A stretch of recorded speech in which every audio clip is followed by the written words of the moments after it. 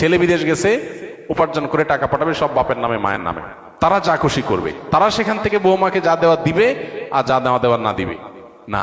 এভাবে আসলে ইসলাম মা বাবাকে এতটা অধিকার দেয় না যে সম্পদ সারা জীবন যা কামাই করবে সব বাপ মা যা ইচ্ছা তা করবে, জি না, এই সুযোগটা নেই।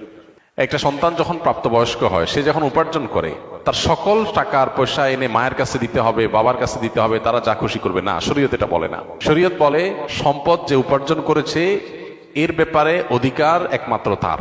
হ্যাঁ, উপার্জিত সম্পদ থেকে মার চলার জন্য, মার বেঁচে থাকার জন্য, সুস্থতার জন্য, চিকিৎসার জন্য যেটা প্রয়োজন সন্তান হিসাবে সাধ্য অনুযায়ী, মায়ের নিজের না থাকলে বা দেওয়ার মতো ব্যবস্থা না থাকলে অবশ্যই সন্তানকে সেটা বহন করতে হবে।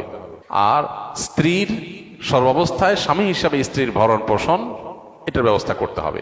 এর বাইরে উদ্বৃত্ত টাকা সেটা ছেলে কি মাকে উপহার হিসাবে অতিরিক্ত দিবে, না স্ত্রীকে দিবে, না কাকে কত দিবে, নাকি আদৌ কাউকে না দিয়ে নিজের অ্যাকাউন্টে রাখবে, এটা একান্ত তার ব্যাপার।